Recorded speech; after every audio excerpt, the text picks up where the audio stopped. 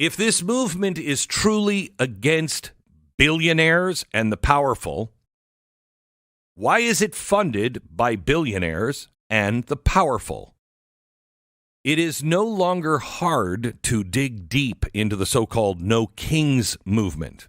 And the more you dig, the more you realize this isn't a rebellion. This is strategy. This is not grassroots. This is AstroTurf. You know, when you come with signs that are printed by a labor union, you're pretty clear. The average person didn't do that. They're like, I need to get a labor union to make sure that these are labor union printed signs. It's not happening. So this is AstroTurf. And it's not about dismantling power. This is so important. No Kings would make you think, well, they don't want a king. So they wouldn't want somebody to say, you know, COVID, you don't take the jab, you don't work. You don't take the jab, you're fired. You don't take the jab, you don't get to go to the hospital. You would think No Kings would mean all of that was wrong, but it doesn't. This is not about dismantling power. This is about rearranging power. So let's start with the money, because in politics, money tells the truth even when people don't. So according to several sources, including Fox News, multiple investigative reports, including Peter Schweizer, George Soros and his Open Society Action Fund granted $3 million to Indivisible. Now, this is one of the primary organizers of the No Kings protest. Okay, so wait a minute. So a billionaire, George Soros, gives money to help fund this against billionaires. But it goes on. Soros's larger network, the Open Society Foundation, gave over $7.6 million to the same operation. So now we're over 10. We're almost at $11 million. But Soros is not alone. If you follow the funding trail, it leads to, what a surprise, the Arabella Network. This is a network that we exposed on my TV show many, many Wednesdays ago, probably about 5 years ago. It's a $1 billion a year dark money empire that launders donations from the uber wealthy donors to grassroots activism. Now you add in the Bill Gates Foundation. You're really against billionaires, and yet you're for the Bill Gates Foundation or the Ford Foundation, or here's my favorite, the Rockefeller Network. Rockefeller? You also have the Tides Foundation and Singham, okay? You have a small club of financial elites that are bankrolling what investigative journalist Peter Schweizer calls Riot Inc. That needs to be known from everyone. There is now this organization funded by billionaires, Riots Inc., and it is the permanent protest industrial complex. Now, this is not just conjecture. This is not opinion. This is now documented fact. IRS filings, annual reports, public statements, they all show the same things. Billionaires are funding the outrage machine. But they were holding signs that said no billionaires. What? Okay, so obvious questions. Why? Why are they doing that? Well, they're just supporting democracy. Wait a minute. George Soros? What? Democracy does not require a $1 billion scaffold of nonprofits and coordinated media campaigns. It doesn't need that, okay? It just needs the truth. It certainly doesn't require hiring data firms and communication specialists, and scripts that will script out the entire protest that'll make it appear as though it's spontaneous, okay? What we're seeing here is not a movement. What you're seeing is a manufactured event. Now, that's not just my opinion. That's now how U.S. intelligence agencies have run regime change operations overseas for decades. Go back many moons ago on our Wednesday night special again, and I will show you all of the ins and outs of what's called a color revolution. Color revolutions are something that was done by our government, and this is part of the deep state. That's why people say this is a deep state operation as well, because these tactics were developed by the CIA, and they're called color revolutions.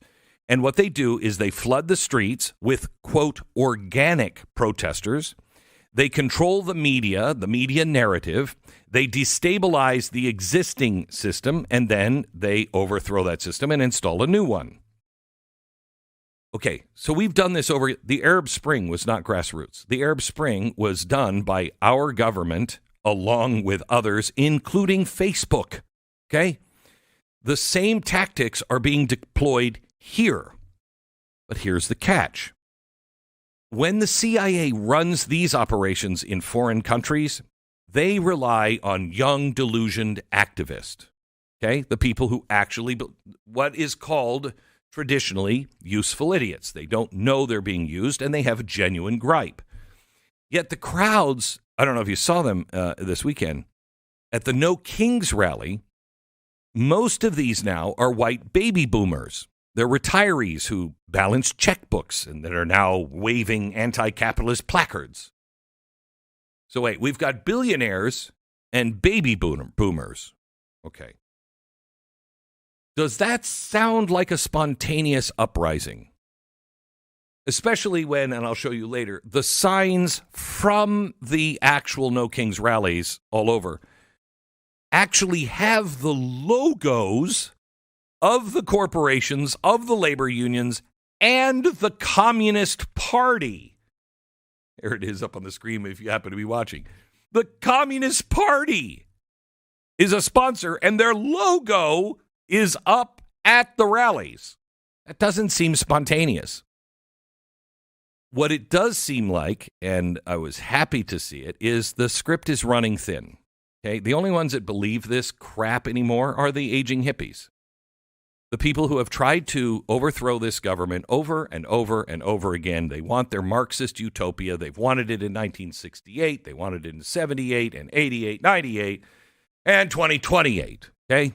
They want the same thing. No matter how many times it has failed in their lifetime, they somehow or another think it's going to work this time, and they won't have to live under it. So this brings me back to the paradox, which is what I started with. Why would the wealthiest people on earth fund a movement that says it's about destroying billionaires and their wealth and their power? Couple of logical answers here. One, they're suicidal. They're self-hating billionaires. Have you ever met a self-hating billionaire? Because I have not met one. Well, they're pretty confident. They like it. They like it a lot, okay? And they generally are a little egotistical. They know more than you do. Okay. So what's left? Well, the billionaires know by creating this, it will make them richer and more powerful. How? Well, first of all, you have to control the narrative. By funding the activism, billionaires shape the issues that you and I talk about all the time. And then they shape the solutions that you accept. You'll notice all of this, global warming stuff, that was all shaped by corporations, billionaires, and people who win in the end, governments. They get more power and more money. And we saw it when the WEF started to do the Great Reset. You had banks and corporations colluding to make sure that if you didn't agree with them, you weren't going to get a loan from the bank. Who does that empower? You or the corporations and the billionaires and the governments who are telling you the way they expect you to live. Okay? So you control the narrative and then come up with the problems and the solutions, and everybody's like, yeah, that's a good one. Okay? And if you make people believe that capitalism is the problem, then you can sell a new system, under a solution. Again, you don't believe this is happening? Explain the Great Reset. Now, you also consolidate power.